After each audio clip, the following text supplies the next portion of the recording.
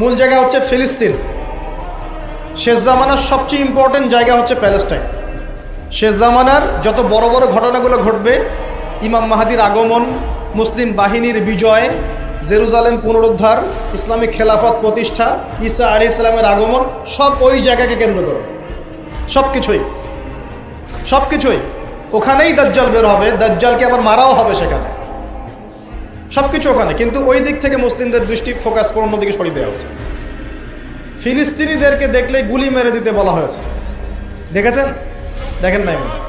আমরা যে মসজিদটা দেখেছি আল আকসা, দেখেছেন? এই আকসাকে সরিয়ে দিয়ে সেখানে থার্ড টেম্পল নির্মাণ করার প্ল্যান হচ্ছে। মানে এই যে থার্ড টেম্পল তো বোঝেন না, হাইকেলে সুলাইমানি, মানে ওরা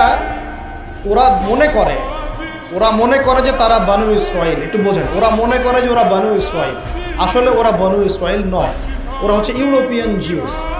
ওরা মনে করে যে ওদের একজন মাসিহ আসবে। কে আসবে? মাসিহ মানে ত্রাণকর্তা। মাসিহ মানে কি? ত্রাণকর্তা। যে আসলে তারা শুধু আরব না, সারা বিশ্ব তারা শাসন করবে, এমনটা তারা মনে করে। এবং ওদের ধর্মগ্রন্থে একটা আছে তালমুদ। কি নাম? তালমুদ। এই তালমুদের মধ্যে এটা লেখাও আছে যে একজন মাসিহ আসবে, যে মাসিহ আসলে তারা বিশ্ব শাসন করবে। বাস্তবতা হচ্ছে ওই মাসিহ এসেছিলেন, আসেন নাই? ওই মাসিহ সত্যি এসেছিলেন, কিন্তু তারা তাকে চিনতে পারে না। সেই মাসিহের নাম কি?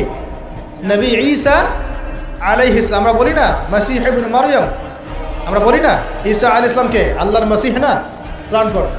ঈসা আলাইহিস সালামকে তারা চিনতে ব্যর্থ হয়েছে এবং তাকে তারা হত্যারও চেষ্টা করেছিল, কিন্তু আল্লাহ রাব্বুল আলামিন তাকে উঠিয়ে নিয়েছেন কোথায়?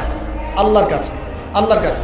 ওয়ামা ক্বাতালুহু ওয়ামা সালাবু, তারা তাকে হত্যাও করে নাই, ক্রুশবিদ্ধ করতে পারে নাই, বরং আল্লাহ পাক তাকে বাল রাফাআহুল্লাহু ইলাই, আল্লাহ পাক তাকে তার কাছে উঠিয়ে নিয়েছে। তো বিষয়টা কি দাঁড়ালো? ওরা মনে করে যে ওদের একজন মাসিহ আসবে, যেই মাসিহ আসলে পরে তারা সারা বিশ্বটাকে শাসন করবে। ঠিক আছে? কারা শাসন করবে? জিউসরা, যারা মনে করে ওরা বানু ইসরাইল। আসলে তারা বানু ইসরাইল নয়, তারা ইউরোপিয়ান জিউস। এখন ওরা চায় এই মসজিদ আকসাকে সরিয়ে দিয়ে ওখানে হাইকেলে সুলাইমানি নির্মাণ করে। এটা কি? সুলাইমান আলাইহিস সালামের সময় তারা যেমন বিশ্ব শাসন করেছিল না, মনে আছে? সুলাইমান আলাইহিস সালামের সময় এত দাপট ছিল তখন, সুলাইমান আলাইহিস সালাম যখন বলতেন যে বাতাসকে যে ফ্লাই করতে, তখন এই সিংহাসন বাতাসে ফ্লাই করা শুরু করতো না? সুলাইমান আলাইহিস সালাম যখন জিনদেরকে বলতেন এই কাজ করো, জিনরা ওই কাজ করতো। সুলাইমান আলাইহিস সালাম যখন বলতেন জিনদেরকে সমুদ্রে ডুব দাও, ডুব দিয়ে সমুদ্রের নিচ থেকে মণিমুক্তা বের করে নিয়ে আসো, তারা সেটা বের করে নিয়ে আসো। সুলাইমান আলাইহিস সালাম জিনদেরকে দিয়ে এই মসজিদও নির্মাণ করিয়েছেন, মনে আছে?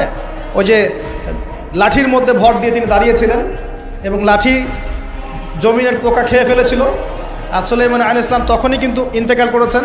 যখন পড়ে গেলেন তার দেহটা, তখন জিনরা বলেছিল যে আমরা যদি জানতাম যে সুলাইমান মারা গেছে তাহলে এই শাস্তি ভোগ করতাম। আছে না কুরআনে? তো সুলাইমান আলাইহিস সালামের সময় তাদের এত ক্ষমতা ছিল যে ওই যে সাবার রানী বিলকিস, মনে আছে? হুদহুদ পাখির ঘটনা। হুদহুদ পাখি এসে বলছে যে ওইখানে একটা দেখলাম সাবার রানী সূর্যকে পূজা করে। তো সুলাইমান আলাইহিস সালাম বলছেন কোন জিন আছো যে আমি এখান থেকে ওঠার আগে ওকে নিয়ে আসতে পারবো? এক জিন বলছে যে আপনি এখান থেকে উঠে দাঁড়ানোর আগেই ওই সিংহাসন নিয়ে চলে আসতে পারবো। কত শক্তি চিন্তা করেন।